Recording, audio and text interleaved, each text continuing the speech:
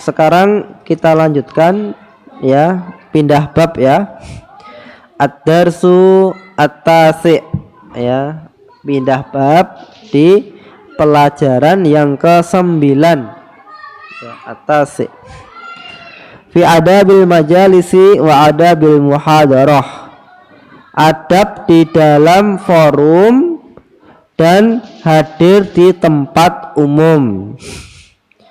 Ya bunayya, ya wahai santriku, ketika engkau berjalan melewati banyak orang, maka ucapkanlah salam penghormatan dengan menggunakan ungkapan yang telah diajarkan oleh para nabi, yakni dengan ucapan assalamu alaikum ya. Dan janganlah penghormatan ini ditambah dengan kata-kata yang lain, yakni ungkapan-ungkapan masa kini, serta janganlah engkau duduk nimbrung di forum sebuah kerumunan manusia kecuali setelah engkau meminta izin ya. Maksudnya ketika kita berjalan, ada gerombolan, ada forum di situ, maka kita mengucapkan salam ya. Al-qalili al-kasir, yang sedikit mengucapkan salam kepada yang lebih banyak. Hadis Kitabul Jami ya. Dengan ucapan doa assalamualaikum warahmatullahi wabarakatuh, dan jangan ditambahi dengan ucapan-ucapan yang lain. Maksudnya apa? Ucapan-ucapan yang bisa menyinggung perasaan seseorang atau merendahkan seseorang ya. Tapi kalau kemudian tambahnya berupa hal-hal yang ma'ruf, contohnya kula nuwun, monggo, mari ya, itu diperbolehkan. Assalamualaikum Bu, monggo. Assalamualaikum warahmatullahi wabarakatuh, derek langkung nggih, amit sewu ya. Kalau orang Jogja. Orang Palembang gimana biasanya? Mana tadi Palembang?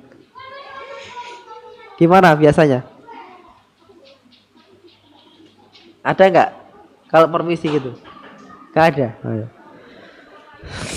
Kemudian jangan kita langsung nimbrung kecuali kita izin dahulu. Izinnya gimana Ustadz? Nggak perlu formal. Mohon izin ya, saya tak usah gitu. Dengan mengucapkan salam, dibalas salamnya kita mendekat. Insya Allah itu sudah dimakrufi sebagai izin. Kemudian ya, barangkali mereka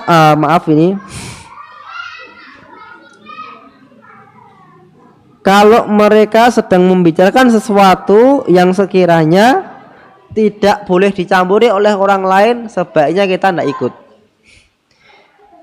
Forum ngobrol kok membicarakan hal yang khusus ya, dan sepertinya rahasia, maka sebaiknya kita tidak perlu gabung ya. Tapi kalau semisalnya kita yakin itu boleh didengar orang lain, kita gabung tidak mengapa dengan izin yang orang tersebut. Dan sebisa mungkin jauhilah menyeruak ya, artinya apa? Menyerobot masuk tanpa undangan ke tempat orang lain, karena perbuatan menyeruak atau menyerobot tadi membuat risih pada hati seseorang ya. Nah, teman kita ngobrol-ngobrol, tiba-tiba kita duduk langsung tanpa salam, tanpa mukadimah ya. Mungkin dia menerima, tapi sebenarnya hatinya risih melihat kedatangan kita.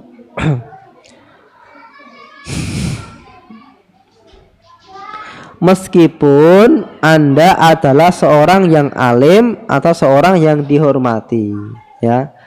Maksudnya meskipun kita itu orang alim atau orang yang dihormati, maka jangan kemudian langsung membiasakan nyerobot ya.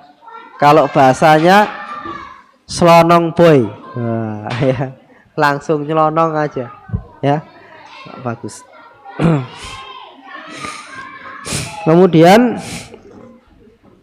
wahai santriku, lihatlah atau introspeksilah pada dirimu sendiri.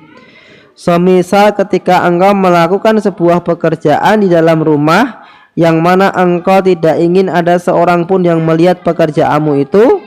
Kemudian tiba-tiba ada seorang yang datang mengagetkanmu dengan masuk ke dalam rumahmu. Apakah engkau merasa berat? Dan tentu engkau berharap dia segera pergi.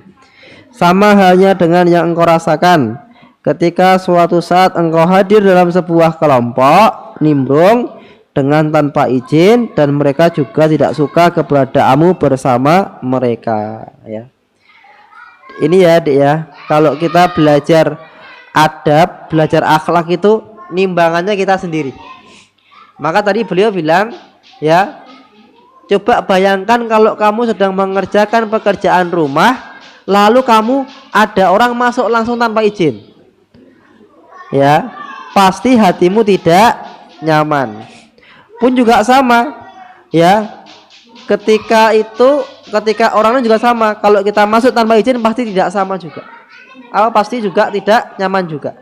Sehingga ketika kita belajar adab, maka guru pertamanya siapa? Kita sendiri. Ya. Maaf contohnya, ya. Ngibain orang. Ya. Kira-kira bagaimana yang digibain? Nggak usah tanya, gimana sih rasanya digibain itu, ya.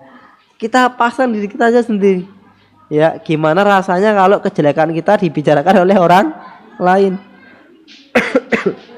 Kemudian gosok sandal dipakai tanpa izin, nggak usah tanya yang lain rasanya, ya. Kita bayangkan aja kalau sandal kita dipakai oleh orang lain. Gimana kira-kira? Ya. Kemudian terkait dengan mengganggu tidurnya teman, nggak usah tanya yang lain gimana rasanya diganggu, nggak usah. Tapi membayangkan bagaimana kita tidur diganggu itu bagaimana rasanya, ya. Maka itu sudah cukup menjadi guru buat kita tentang adab dan akhlak di dalam kehidupan.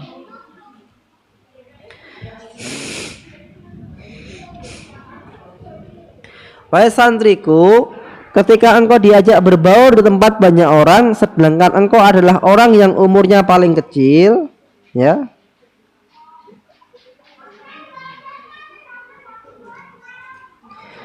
maka di antara mereka janganlah engkau duduk sebelum mereka mempersilahkanmu duduk. Kalau kita berbaur banyak orang, kemudian kita yang paling kecil, maka janganlah duduk sebelum dipersilahkan untuk duduk, ya. Dan ketika engkau duduk, maka jangan sampai engkau mendesak seorang pun dari teman dudukmu. Dan jangan pernah engkau memaksa seorang untuk meninggalkan tempat duduknya karena akan engkau tempati. Dan janganlah engkau maju untuk mengambil tempat duduk di depan jika dalam majelis atau forum tersebut ada orang yang lebih berhak untuk menempatinya darimu, ya. Ada tempat kosong, dipersilahkan kita. Kalau sekiranya ada orang yang lebih berhak daripada kita, maka kita tidak usah duduk di situ. Siapa itu? Yang paling tua, yang paling pinter, yang paling alim, yang paling berjasa, dan lain sebagainya, ya. Dan ketika engkau sudah duduk di salah satu tempat duduk, kemudian datang orang yang lebih pantas untuk duduk di situ, maka tinggalkanlah tempat itu untuk sebelumnya engkau disuruh beranjak dari tempat itu. Dengan demikian niscaya engkau semakin terhormat di mata teman-teman dudukmu. Duduk, tiba-tiba ada guru, ada ustadz, ya. Kita tidak perlu disuruh pergi, kita langsung berdiri mempersilahkan, ya. Itu membuat kita lebih terhormat daripada kita harus disuruh dulu oleh orang lain. Paham nggak maksudnya? Paham nggak? Jadi kalau ada sesuatu orang datang dan itu lebih tua daripada kita duluan, nggak usah nunggu disuruh pergi atau bergeser. Itu lebih terhormat, ya, daripada kita nunggu disuruh. Kemudian ada di sini catatan dari beliau. Sebagian dari beberapa kaidah ulama salaf adalah anak muda tidak boleh mendahului orang yang lebih tua kecuali dalam 3 hal, ya.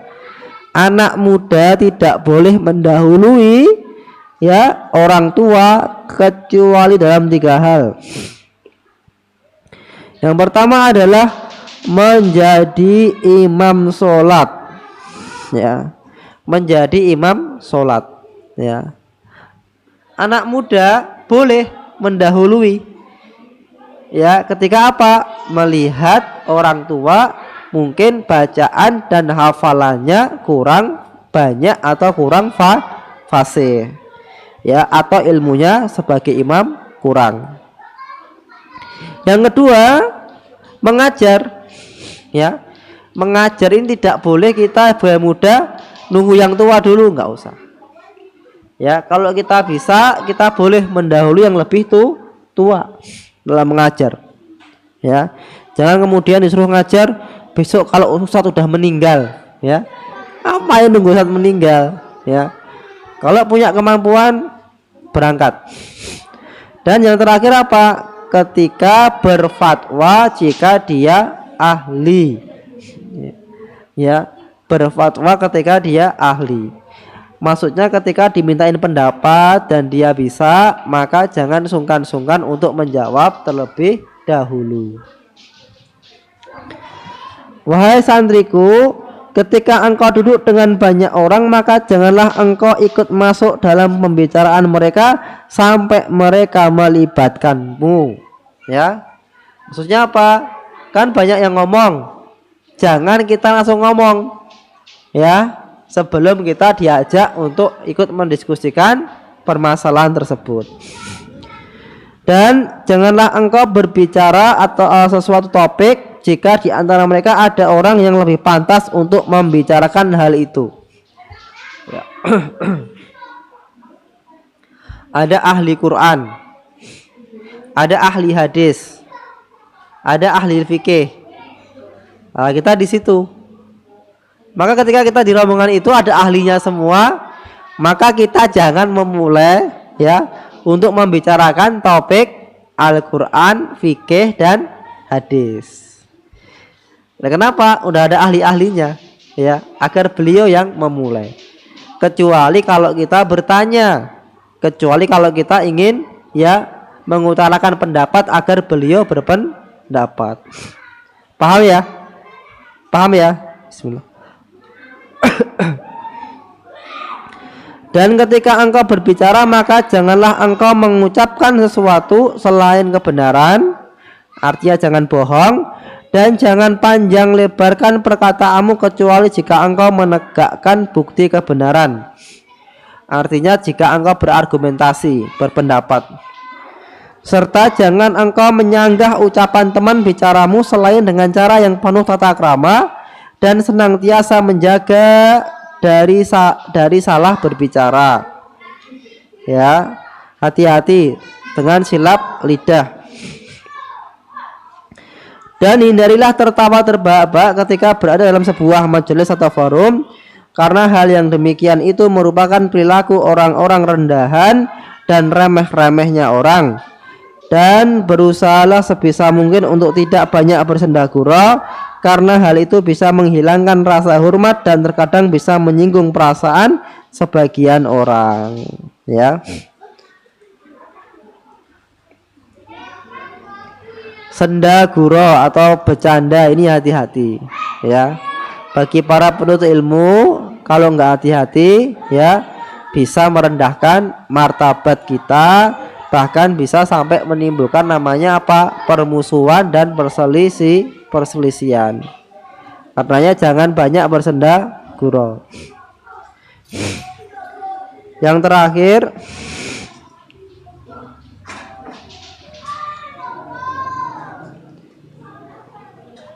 wahai santriku, janganlah engkau bergaul selain dengan orang-orang yang menjaga kewibawaan. Ya, jangan bergaul dengan orang-orang yang menjaga kewibawaan. Kewibawaan artinya apa? Muruah. Muruah apa? Muruah itu adalah etika, adab, akhlak, ya. Maka jangan bergaul sama orang yang tidak punya adab, yang tidak punya etika, yang tidak punya tata krama.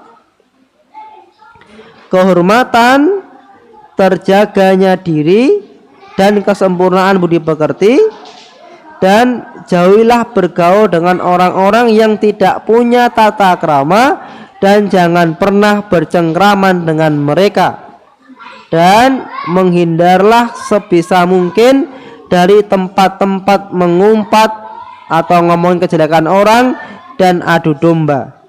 Dan janganlah engkau bercengkraman dengan orang fasik dan orang yang hanyut dalam kemaksiatan, dan jauhilah bergaul dengan orang-orang yang kotor akhlaknya, pendendam, munafik, karena sebuah kejelekan bisa menular kepada teman duduknya laksana api yang menjalar pada kayu bakar. Kama tasri naru fil hatab, ya. Tadi api, ya, kalau kebakar itu kan pletek gitu ya, kecil tapi lama-lama besar. Kenapa? Karena api punya kemampuan ya menjalar, ya.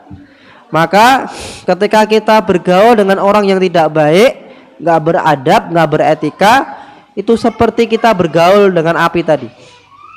Lama kelamaan maka adab dan akhlaknya akan membakar diri kita dan nular ke diri kita. Karenanya ya, hindari bercengkraman. Artinya apa? Berdekatan. Ada namanya kenal, ya, maaf. Ada namanya tahu, kenal, gitu. Kemudian dekat, kemudian akrab. Jadi kita ulang. Tahu, kenal, dekat, akrab. Kamu kenal nggak dengan Mbak Wifi? Enggak. Tapi aku tahu. Ya, kenal. Kamu tahu nggak? Kamu kenal nggak dengan Mbak Zama? Mbak Zama saya akrab sekali loh. Ya, dulu makan bareng, mie ayam, bakso dan sebagainya. Ya. Jadi kalau orang-orang yang tadi punya adab yang tidak baik, minimal cukup di level tahu atau kenal. Tidak perlu dekat, tidak perlu akrab. Ustadz, kan saya pengen jadi daiyah yang memperbaiki, pengen jadi dai yang memperbaiki, ya. Kalau sudah pengen jadi daiyah dan dai, maka harus dikuatkan, harus dipahami bahwasanya apa? Ya, kita ketika berinteraksi mengemban visi, mengemban maksud, mengemban tujuan, ya, bukan hanya bergaul toh, enggak. Tapi kalau bergaulnya dai itu bergaul dengan tujuan untuk mengubah, memasukkan pemahaman, mengarahkan pemikiran, ya, membiasakan kebaikan. Tapi kalau kamu bergaul toh keakraban toh enggak ada apa-apa, nanti lama-lama kita bisa ketularan. Apalagi ibu-ibu nanti, ya. Nanti di masyarakat ada ibu-ibu yang suka ngosip, ada yang suka utang, ada yang suka membicarakan kejelekan suami dan lain sebagainya. Kalau kita tahu seperti itu, udah tahu aja, nggak perlu dekat-dekat. Ustadz nanti nggak punya teman, punya. Siapa temannya? Nanti Allah akan kirim teman sesuai dengan ikhtiar kita dalam mencari teman-teman yang soleh, teman-teman yang baik. Kenapa? Ruhul mujanadah, ada roh-roh yang berkesesuaian, roh yang baik maka akan senang bertemu dengan roh yang baik. Roh yang jahat akan senang bertemu dengan roh yang jahat. Nah, insya Allah ketika kita berdoa sama Allah, tulus bersahabat dengan orang-orang baik, maka kita temannya juga orang-orang yang baik, ya. Alhamdulillah. Terakhir Ustadz sampaikan, ya. Jadi yang namanya karakter, watak itu menular, ya. Burung, ya, hanya akan berkumpul dengan burung yang satu warna. Burung emprit Kalau terbang sama siapa? Burung. Ya, burung bangau. Kalau terbang sama siapa? Nah, ya. Burung lovebird apa? Lovebird. Ya, lovebird ya. Ya. Sama siapa berkumpulnya? Ya, sama. Orang baik sama siapa berkumpulnya? Orang baik. Ya, orang jahat sama siapa? Nah, karenanya hati-hati. Semua santri dan santriwati di sini ya, nanti pilihannya hanya dua ketika pulang kampung. Ya, menularkan kebaikan atau ditulari dengan keburukan. Ya. Kira-kira pilih mana? Menularkan kebaikan. Syukur nanti di kampung ketemu dengan orang yang mau menulari kebaikan. Alhamdulillah. Itu dua. Tapi jangan sampai kita bertemu dengan ya orang yang jelek karena bisa menjadi racun ya buat kehidupan kita. Mungkin begitu yang Ustadz sampaikan. Ini mohon maaf ya, Ustadz baru sakit tenggorokannya jadi nggak bisa menjaga intonasinya. Ustadz langsung cukupkan, nggak ada tanya jawab biar kita bisa persiapan buka puasa. Kita cukupkan majelisnya pada sore hari ini. Wassalamualaikum warahmatullahi wabarakatuh.